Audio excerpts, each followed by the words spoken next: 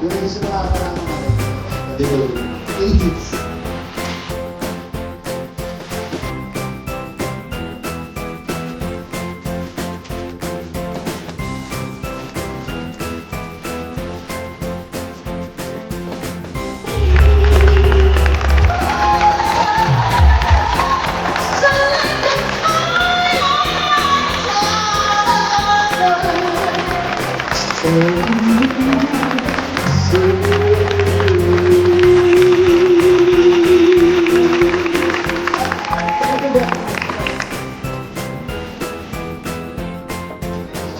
Nakasabayan po namin ng mga iba't ibang mga iconic artists back then, hindi pa sila iconic, hindi pa sila mga icons, pero nakasabayan namin sila. And minsan inisip namin, napakaswerte namin, nakasabay namin.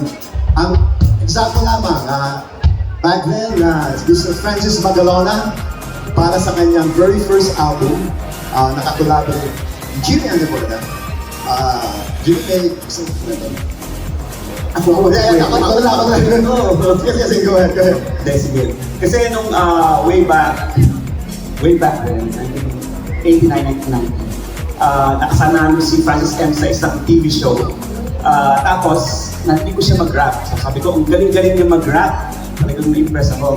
Sabi ko, kinausap ko siya after ng kanyang performance. Sabi ko, mag-collaborate tayo ng something fresh, something nationalistic. So, sige, sabi niya, pumunta ako sa bahay mo ng gabi. Anong TV show to? Loveliness? Yeah, that's entertainment. That's entertainment. Sa backstage, right? Sa backstage. So yun, so pumunta sa bahay, nabuo ang isang kanta na pinamagatan ng mga kababayan. Yes, so... Sino ba marinig mga